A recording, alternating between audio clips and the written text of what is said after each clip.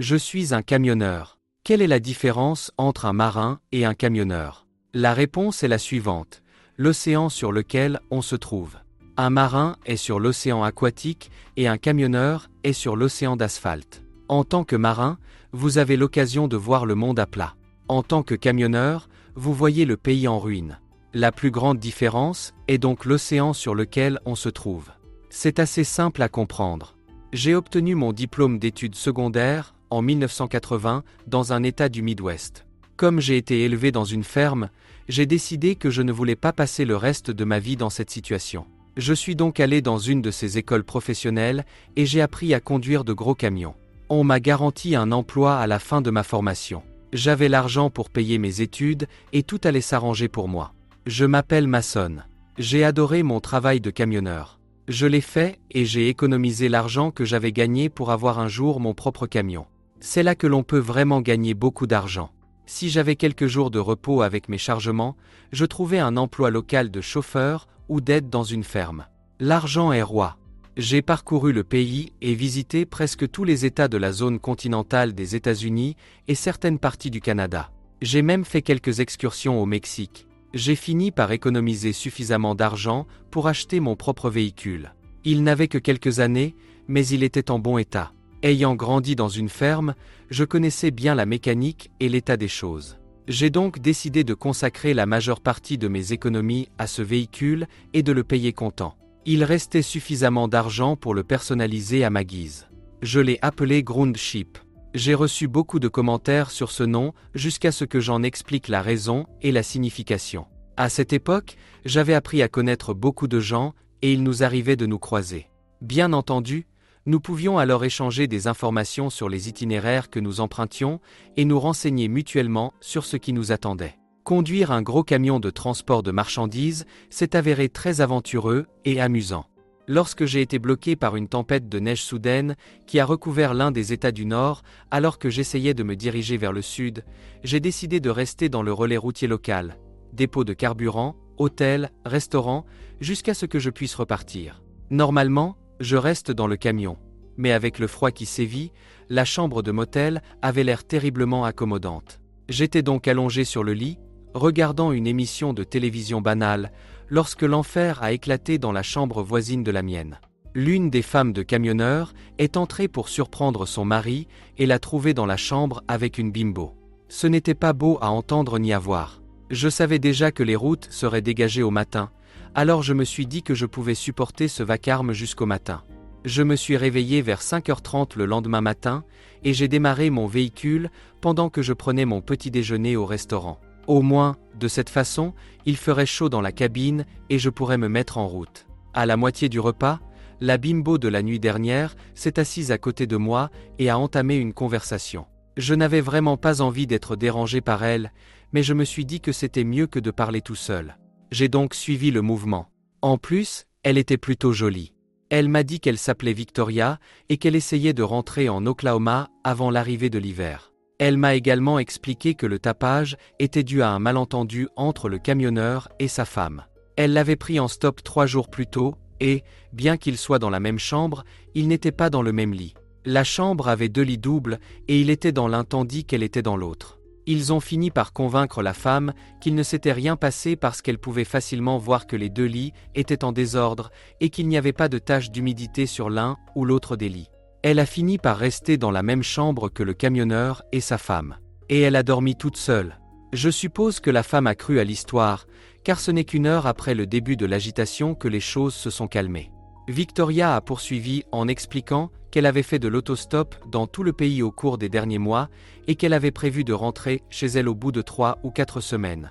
Elle avait fait du stop avec des camionneurs quand elle le pouvait et appréciait vraiment la vue qu'elle avait de cette hauteur et le fait de ne pas avoir à se soucier de la conduite. Elle m'a finalement demandé où j'allais. Je lui ai dit que je me dirigeais vers le sud et qu'elle était la bienvenue pour m'accompagner. Sans condition, elle a accepté et nous sommes partis. Je savais que je prendrais et déposerais de nombreux chargements d'ici à ce que nous arrivions quelque part en Oklahoma. Mais je savais aussi que j'accepterais des chargements moins favorables pour nous permettre d'arriver à bon port. Ce n'est pas grave, car je continue à profiter de la vue et de la campagne dans des endroits que je n'avais jamais vus auparavant. Bien sûr, La vue dans le siège du copilote n'était pas mal non plus. Il s'est avéré qu'elle achetait elle-même la plupart de ses repas. La seule chose que j'ai fini par payer, ce sont les douches que nous louions tous les 2 jours. Elle était de bonne compagnie, mais je me suis dit que je serais débarrassé d'elle dans quelques semaines, et, comme je l'ai dit, le paysage n'était pas mal à regarder. Nous étions sur la route ensemble depuis environ 2 semaines, et les choses se passaient plutôt bien. Nous nous étions arrêtés pour acheter du carburant pour le camion et quelque chose à manger pour nous, et nous serions en route dans 1 heure environ. Elle s'est levée pour aller dans la chambre des petites filles et m'a dit d'y aller et qu'elle me retrouverait dans le camion dans 10 ou 15 minutes. J'ai donc jeté un coup d'œil dans la zone des magasins du dépôt de carburant et je me suis finalement dirigé vers le Grundschip. J'ai remarqué que les rideaux des 2 portes et du pare-brise étaient fermés, mais je n'y ai pas prêté attention. J'ai finalement ouvert la porte et elle m'a dit qu'elle était en train de se changer et qu'elle devait se garer pour que nous puissions reprendre la route.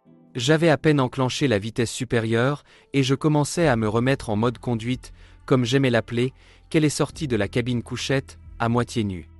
Ok, waouh. Elle s'est assise sur le siège du copilote et a commencé à parler comme si de rien n'était. Rien dans mon passé ne m'avait préparé à cela. Bien sûr, j'avais entendu des histoires d'autres camionneurs sur leurs expériences de ce genre. Certains s'exposaient avec leurs femmes, d'autres avec leurs petite amie, d'autres encore étaient de simples autostoppeurs, comme elle. Je savais que cette fille était jolie et qu'elle avait l'air bien habillée, mais maintenant je savais à peu près ce que je soupçonnais. Elle était superbe, des cheveux blonds, un nez mignon, un nombril encore plus mignon et des taches de rousseur de la tête aux pieds. Ses lèvres étaient très fines, mais elle ne demandait qu'à être embrassée. Il a fallu environ 2 heures pour qu'une aire suffisamment grande pour se garer se libère. C'était l'une de ces aires de stationnement que les camionneurs et les automobilistes utilisent pour s'allonger et peut-être prendre un bain de nature, comme l'ont installé la plupart des États, pour réduire les accidents de la route dus à la fatigue. Pendant tout ce temps, elle est restée assise à admirer le paysage et à parler comme s'il était tout à fait naturel pour elle d'être nue dans un gros camion. Lorsque j'ai enfin pu utiliser ma langue et ma bouche pour autre chose que mettre mon pied, je lui ai demandé si elle faisait souvent ce genre de choses lorsqu'elle voyageait dans les camions avec d'autres camionneurs. Elle m'a répondu que c'était la première fois qu'elle faisait ce genre de choses et qu'elle trouvait cela très excitant. J'ai dû admettre que cela m'excitait aussi. Qui pouvais-je contredire une très jolie jeune femme nue assise dans mon camion et qui m'empêchait de me concentrer sur mon travail? Lorsque nous avons finalement réussi à arrêter le camion, c'était à l'arrière de l'aire de stationnement prévue pour les gros camions comme le Grundschip. Mère Nature avait suivi son cours. Les rideaux ont été à nouveau tirés et nous nous sommes retrouvés tous les 2 nus dans le camion en l'espace de quelques secondes. Et nous avons joui l'un de l'autre pendant 2 heures. C'était la meilleure expérience que j'avais eue jusqu'à présent. Au cours du temps que nous avions passé ensemble avant cela, absolument rien, et je dis bien rien, n'avait jamais été mentionné, ni par moi ni par elle, à propos de ce genre de choses. À mesure que nous approchions de sa destination en Oklahoma, je sentais qu'elle devenait triste. Je pense que j'étais un peu déprimé moi aussi, mais je me suis dit que nous allions nous séparer dans un peu moins de 2 jours. Finalement, le jour est arrivé, et alors que nous nous préparions à nous séparer, elle m'a confié qu'elle ne voulait vraiment pas que je la laisse derrière moi.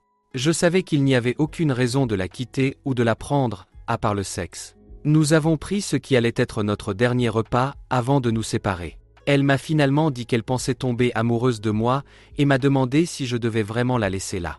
Que pouvais-je dire? Je savais que je ne trouverais pas de sitôt un autre copilote comme elle, mais je savais aussi que j'étais probablement mieux sans elle. J'ai fini par lui donner mon numéro de téléphone. Je lui ai également expliqué que, puisque le camion m'appartenait, si elle allait à l'école de conduite de camion de 6 mois dans la région pour obtenir son permis de conduire commercial, je passerais la voir et nous pourrions copiloter. Elle a accepté et nous sommes restés en contact. 1 semaine plus tard, j'ai reçu un appel de sa part. Elle m'a informé qu'elle s'était inscrite dans une auto-école et qu'elle me tiendrait au courant chaque semaine. Nous avons parlé pendant environ 2 heures tous les 2 soirs. Nous avons discuté d'une grande variété de choses.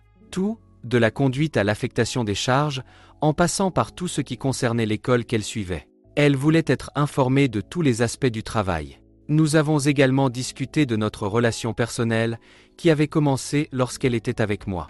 Nous avons parlé de ce que nous ressentions l'un et l'autre et de nos objectifs. Je lui ai dit qu'une fois que j'aurais trouvé la femme qui me conviendrait, il s'agirait d'un engagement individuel. En d'autres termes, Si elle devenait ma copine, aucun autre homme ne pourrait entrer en ligne de compte, pour quelque raison que ce soit. Cela inclut les câlins et les baisers, surtout les baisers. Bien sûr, l'intimité avec quelqu'un d'autre serait une véritable rupture, et je ne pourrais pas tolérer ce genre de comportement. J'ai dit que j'étais un homme d'une seule femme, et que j'attendais de ma fille qu'elle soit une femme d'un seul homme. Nous avons discuté du type de comportement qui serait toléré, et de celui qui ne le serait pas. Mes parents s'étaient mariés alors que maman n'avait que 16 ans et papa 19, et ils étaient exclusivement l'un pour l'autre. Imaginez ma surprise lorsqu'elle m'a dit qu'elle était entièrement d'accord avec tout ce que j'avais dit. Nous avons parlé de sa famille. Elle a 2 frères et une sœur, tous plus jeunes qu'elle. Je lui ai dit que j'avais 2 frères, un plus âgé et un plus jeune. Comme elle savait déjà que j'avais été élevé dans une ferme, il n'y avait pas grand-chose de plus à lui dire sur moi, dont nous n'avions pas déjà discuté, pendant qu'elle montait le fusil de chasse. Elle est restée assez vague sur ses parents, et sur ce qu'ils faisaient pour vivre. Mais je pensais qu'elle n'était pas vraiment fière d'eux pour une raison ou une autre. Je savais que je devrais les rencontrer tôt ou tard si nous décidions de conduire ensemble mon camion. 5 mois et demi après l'avoir déposé, elle m'a appelé pour m'annoncer qu'elle avait obtenu son permis de conduire commercial, et que je devais me diriger dans cette direction. Comme je n'étais qu'à cet état d'ici, je lui ai dit que je pourrais être dans la région dans environ 3 semaines, à 1 ou 2 jours près. Je l'ai également informé que je voulais rencontrer ses parents et ses frères et sœurs. Elle n'a pas semblé très enthousiaste, mais elle a accepté de recevoir tout le monde chez ses parents le premier week-end où je serais en ville. Je suis arrivé 2 jours plus tôt que prévu. J'avais déjà son adresse, j'ai donc déposé la caravane dans un relais routier et je me suis rendu chez elle. Je l'ai surprise parce que j'avais 2 jours d'avance. Elle vivait dans une petite communauté, juste à l'extérieur d'Oklahoma City. Elle m'a dit que ses parents vivaient à l'intérieur d'Oklahoma City, à une quinzaine de kilomètres d'elle. Elle a appelé ses parents et leur a demandé s'ils voulaient toujours me rencontrer, et ils ont dit oui. Il y aurait donc une sorte de rencontre chez ses parents dans 3 jours. J'avais hâte d'y être, avec un peu d'interprétation. Alors qu'elle conduisait sa voiture vers la maison de ses parents, j'ai remarqué que nous ne nous dirigions pas vers une partie de la ville qui aurait été considérée comme le mauvais côté des rails. Nous traversions une communauté aux portes fermées, où les maisons coûtent plus de 6 chiffres. Lorsque nous nous sommes finalement arrêtés devant un petit manoir, j'ai failli renoncer à cette réunion. Je m'inquiétais de ne pas être assez habillé pour rencontrer des membres de la famille royale. Ses 2 parents étaient des avocats de haut niveau qui gagnaient beaucoup d'argent. Ils étaient propriétaires de l'entreprise et avaient 3 associés. Bon, que quelqu'un me dise ce que je dois faire. Dois-je entrer? Est-ce que je m'enfuis comme un chien échaudé? Que quelqu'un me dise ce qu'il faut faire dans ce cas. Victoria m'a dit que nous étions là et qu'il fallait agir le plus naturellement possible. Oh oui, et de sortir de cette foutue voiture parce que personne n'allait mordre. Eh bien, il semble que non seulement ils étaient riches, mais qu'ils avaient aussi les pieds sur terre. Ils m'ont expliqué qu'étant donné que Victoria était l'aînée de leurs enfants, ils étaient très préoccupés par le fait qu'elle apprenne à conduire un si gros camion à travers tout le pays. Je leur ai raconté comment Victoria et moi nous étions rencontrés et ce qui s'était passé au cours de notre voyage de 4 semaines en Oklahoma. J'ai expliqué le type d'argent que je gagnais en possédant mon propre camion par rapport à celui que je gagnais en conduisant pour quelqu'un d'autre. J'ai ensuite expliqué qu'une fois que l'on s'était fait des amis dans le secteur, on s'occupait les uns des autres comme des frères ou des sœurs. Bien sûr, il y avait ces camionneurs qui n'avaient aucun scrupule et qui faisaient de leur mieux pour donner une mauvaise réputation à tous les camionneurs. La plupart d'entre nous étaient vraiment des hommes de famille et tout ce qu'ils voulaient, c'était faire leur travail et rentrer à la maison pour retrouver leur famille. J'ai été sincèrement surpris de voir à quel point les choses se sont bien passées ce jour-là. J'étais vraiment attiré par sa famille et il semble qu'elle m'ait accepté. Les choses se présentaient bien pour moi, car j'étais sur le point de prendre leur fille comme partenaire de conduite. Je lui versais 30% de ce que me rapportait le chargement. Même cela représentait plus que ce qu'elle aurait gagné en conduisant pour quelqu'un d'autre. Le reste servait à payer l'entretien, le carburant, la nourriture, les douches et les autres dépenses liées à la conduite et à la possession de son propre navire terrestre. Son père a mentionné que nous devrions peut-être mettre cela par écrit, et je lui ai dit que je le ferais seulement si Victoria était d'accord pour dire que c'était une bonne idée. Elle leur a dit qu'elle me faisait confiance parce que j'étais le seul homme avec qui elle avait passé plus de 2 jours lors de son voyage à travers le pays. Elle a dit qu'il, moi, était une personne très franche. Sa mère avait des sentiments partagés entre la version de Victoria et celle de son mari. La mère m'a donc renvoyé la balle et j'ai dit « Allons-y, je n'ai rien à cacher. » Je n'ai rien à cacher et nous avons signé un contrat contraignant sur la part de chaque charge. D'accord, je perdais un peu d'argent au départ, mais les chauffeurs d'équipe gagnaient plus à long terme parce qu'ils n'avaient pas à s'arrêter aussi souvent que la loi l'exigeait pour les chauffeurs seuls. Victoria et moi avons passé les 9 mois suivants sur la route, avec des déplacements occasionnels vers la maison de ses parents ou la ferme de ma famille. Le Grundschip avait maintenant plus de 2 millions de kilomètres à son actif et il était temps de le remplacer. J'étais réticent, mais j'ai accepté de le faire parce qu'elle montrait des signes de vieillissement dans d'autres domaines, tels que la cosmétique et les quelques problèmes mécaniques qui apparaissaient. Comme j'avais tenu des registres méticuleux, j'ai bénéficié d'une bonne affaire sur un Kenworth tout neuf. Comme j'avais économisé beaucoup d'argent parce que la seule dépense que j'avais à faire était la vie telle que je la vivais maintenant, je n'allais devoir financer qu'environ 25% du coût du camion. C'est alors que Victoria m'a demandé si elle pouvait me parler en privé. Nous avons donc discuté.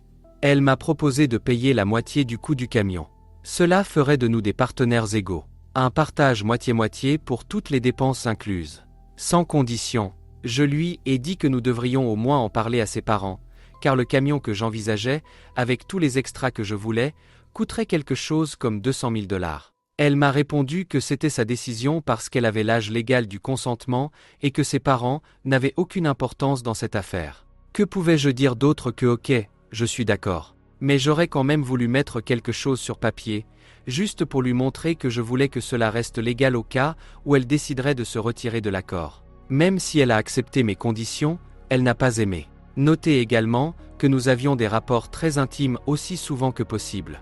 Nous conduisions ensemble depuis environ 9 mois, ce qui signifie que nous nous connaissions depuis une quinzaine de mois. Je tenais beaucoup à elle et je pensais qu'elle tenait à moi. Si l'un de nous tombait malade, l'autre s'assurait que les chargements étaient livrés à temps et nous nous soignions mutuellement. Comme je l'ai dit, nous nous connaissions depuis 15 mois, et lors de notre premier voyage dans notre nouvelle voiture, le Grundschip 2, nous avons fait l'amour. Et c'était glorieux. Une nuit, alors que nous essayions de rouler vers la Californie, elle m'a laissé entendre qu'elle m'aimait. Elle l'a dit alors qu'elle s'endormait. Je me suis demandé si je l'aimais ou si c'était juste notre arrangement professionnel. Nous sommes arrivés à l'endroit désigné où nous devions rester pendant environ 3 jours jusqu'au prochain chargement. J'ai loué une chambre dans un motel à proximité. J'ai également loué une voiture pour que nous puissions explorer les environs. Le premier jour, nous avons fait le tour de la ville en nous comportant comme des adolescents amoureux et en nous cassant la figure sur le siège arrière de la voiture de location. Le deuxième jour de l'escale, nous nous sommes simplement prélassés autour de la piscine du motel et nous avons regardé des enfants en vacances jouer dans la piscine. Victoria s'est penchée vers moi et m'a demandé ce que je pensais de ces enfants. Je lui ai répondu que j'aimais l'idée d'être père un jour, mais que je voulais attendre d'être sûr que la femme que j'allais épouser pourrait être la femme d'un camionneur. J'adore mon travail. À peine avais-je fini de dire cela qu'elle a trouvé le moyen de me jeter d'un seul coup de la chaise dans laquelle j'étais installé et dans la piscine, avant de partir en trombe vers la chambre. Qu'est-ce qui s'est passé? Qu'est-ce que j'ai dit pour la mettre en colère? Qu'est-ce que je vais faire maintenant? Les hommes sont vraiment stupides ou denses. J'ai compris ce que j'avais entendu il y a à peine 2 nuits, alors qu'elle s'endormait. J'ai pu répondre à mes questions grâce à ce que j'avais entendu l'autre nuit. Oui, je l'aime. Elle est tout pour moi depuis 17 mois maintenant. Et je me suis rendu compte que je n'avais pas eu de relations intimes avec quelqu'un depuis que je l'avais rencontrée dans le Dakota du Nord. Même lorsqu'elle était à l'auto-école, je n'étais avec personne. Qu'est-ce que je vais faire maintenant? Bien sûr, je le savais déjà. Je me suis levé, je suis allé dans la chambre du motel, je me suis nettoyé, j'ai pris la voiture et je suis parti. Je n'ai pas dit à Victoria où j'allais ni ce que j'allais faire. Elle a cru que je l'avais quittée. Il m'a fallu 2 heures pour trouver ce que je voulais. Quand je suis rentré dans la chambre, elle était couchée dans son lit et dormait. On aurait dit qu'elle avait pleuré. Après m'être assuré qu'elle dormait, je suis allé chez le fleuriste à côté du motel et j'ai acheté 6 douzaines de roses rouges, jaunes, oranges et violettes. Cela m'a coûté pas mal d'argent. Les roses violettes sont assez chères, mais je savais que cela en valait la peine à long terme. De retour dans la chambre, j'ai commencé à arracher les pétales des tiges de roses jusqu'à ce qu'il ne reste plus que les roses violettes. J'ai ensuite répandu les pétales de rose dans toute la pièce. J'ai laissé les roses violettes dans un vase et j'y ai attaché un mot. Le mot disait « À Victoria ». Je sais que je suis dense, mais il m'est venu à l'esprit que nous sommes amoureux. Cela dit, je t'aime. Au moment où je m'installais dans la moitié avant de la chambre que j'avais louée, je l'ai entendue se réveiller. Elle a laissé échapper un souffle très fort en commençant à observer la scène autour d'elle. Elle s'est approchée des roses violettes, et je pouvais l'entendre commencer à pleurer. Elle m'a vu, et m'a sauté dessus si vite que je n'ai pas eu le temps de réagir, et que nous nous sommes écroulés sur le lit, et avons commencé à faire l'amour. Je savais qu'elle pouvait être passionnée, mais bon sang. Elle avait une passion cachée dont je ne soupçonnais pas l'existence. Nous sommes restés au lit pendant 6 heures et non, nous n'avons pas dormi. Nous avons fini par nous évanouir, mais c'était à cause de l'épuisement. Nous savions que nous devions nous préparer à partir le matin, mais elle était encore pleine d'énergie. Nous avons donc recommencé. Jackie Gleason a eu raison de dire how sweet it is. J'avais besoin de faire des projets pour m'assurer que nous serions à Oklahoma City dans 3 semaines.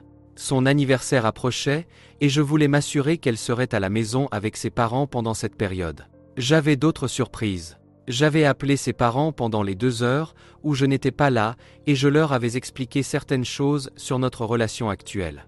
Je voulais m'assurer que sa famille serait présente chez elle pour la fête surprise de son anniversaire. Le jour de notre arrivée, nous avons déposé la caravane et nous nous sommes rendus chez ses parents dans le Groundship 2. Même si nous nous dirigions vers une communauté dont la porte était verrouillée, le camion se distinguait nettement. Je n'avais aucune idée du nombre de camions que l'on pouvait voir dans ce type d'environnement. Je savais juste que nous serions là dans le camion. Toute sa famille était là lorsque nous sommes arrivés vers 10 heures du matin. Comme cela faisait maintenant près d'1 an que nous n'avions pas pu passer de bons moments avec sa famille, je ne savais pas vraiment comment les choses allaient se dérouler. J'espérais simplement que tout se passerait comme prévu. Les festivités de l'anniversaire, surprise, se sont bien déroulées. Tout le monde était heureux et de bonne humeur. Son père savait ce qui se préparait, car lui et moi avions déjà discuté de ce que je voulais faire. Vers 2 heures de l'après-midi, son père a attiré l'attention de tout le monde pour souhaiter un joyeux anniversaire à sa fille. Tout le monde a trinqué. Lorsque tout le monde s'est calmé, je me suis dirigé vers Victoria. J'ai mis un genou à terre et je l'ai demandé en mariage. Victoria, nous sommes amis depuis presque 2 ans maintenant. Nous avons parcouru beaucoup de chemins au cours de l'année écoulée et nous sommes également devenus amants. Elle rougit. Puisque nous sommes déjà partenaires à parts égales sur Groundship 2, veux-tu être ma partenaire dans la vie et m'épouser ? Alors qu'elle me renversait littéralement, elle m'a couvert de baisers et m'a finalement regardé avec des yeux pleins de larmes et m'a dit oui. Bien sûr, son père et sa mère m'avaient déjà donné leur bénédiction, mais elle a dû aller leur demander s'ils étaient d'accord. Son père a un très bon sens de l'humour. Il se plaignait du fait qu'elle était la femme d'un camionneur et de la façon dont il allait pouvoir subvenir à leurs besoins, et il l'a taquinée à ce sujet. Bien sûr, je savais déjà ce que cela allait donner et je me suis contenté de sourire. Lorsque tout a été dit et fait, il l'a escortée jusqu'à moi et m'a dit de m'occuper de sa petite fille. Il savait déjà que je le ferais. Nous sommes partis, mais nous avons promis de revenir lorsque sa mère aurait tout préparé pour le mariage. Nous sommes restés en contact avec eux tous les jours. Lorsque nous étions en dehors des zones de couverture des téléphones portables, nous nous arrêtions dans des relais routiers, nous faisions le plein, nous mangions, et bien sûr, nous appelions ses parents.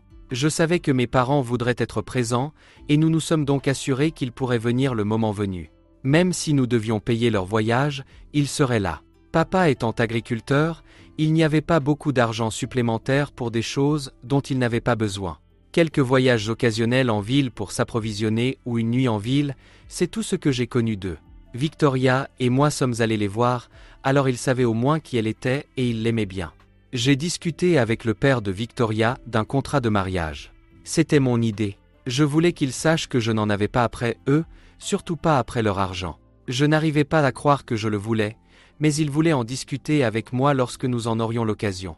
Ce genre de choses le rassurait. La mère de Victoria n'arrivait pas non plus à croire que c'était moi qui le voulais. Cela dit, la prochaine fois que nous avons vu ses parents, j'ai signé sur la ligne pointillée. Je savais au fond de moi que tout ce que je faisais était juste. Je savais aussi au fond de moi que Victoria m'aimait aussi. Nous nous sommes mariés dans une très grande église où Victoria a grandi et avec le pasteur de cette église.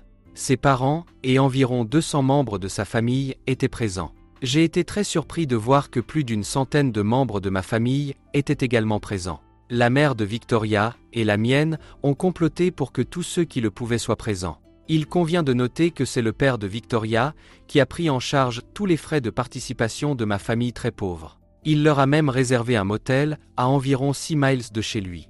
Il a loué tout le motel juste pour cette occasion. C'est dans la salle de bal de l'hôtel que nous avons organisé la réception. Je savais qu'il avait de l'argent, mais je n'aurais jamais pensé qu'il s'en séparerait aussi facilement.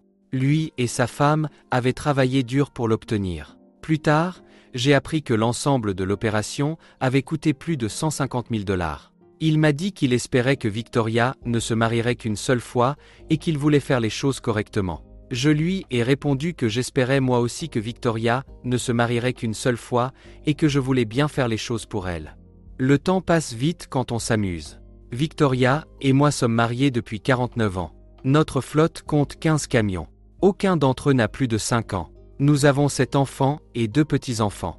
Tous nos camions portent le nom de Grundship, avec l'annotation supplémentaire du numéro qu'ils portent dans notre flotte. Nous n'avons jamais répété les numéros simplement parce que nous les avons échangés. Nos chauffeurs sont comme une famille pour nous. Le dernier Grundship porte le numéro 34. Victoria et moi sommes tous deux semi-retraités et nous laissons le soin à notre fille aînée de s'occuper de l'aspect commercial du transport routier.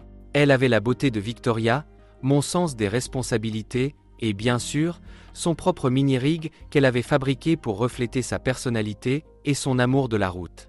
Bien que son camion soit construit sur un châssis de Chevrolet, il ressemble à un mini Grundship 2. Quand quelqu'un d'humblement issu d'une ferme peut réaliser son rêve avec quelqu'un d'autre qui a le même rêve, la vie est vraiment belle. La seule chose que Victoria et moi nous demandons maintenant, c'est ce qu'il faut faire. Nous avons visité 49 États, une grande partie du Canada et un peu du Mexique. Hawaï est le seul État que nous n'ayons pas visité. Je pense que nous pourrions prendre environ 6 mois et voir si nous pouvons faire le tour des îles d'Hawaï. Merci d'avoir écouté cette histoire. Si vous aimez mon contenu, donnez un like à cette vidéo et n'oubliez pas de vous abonner à la chaîne. Bonne journée et à bientôt.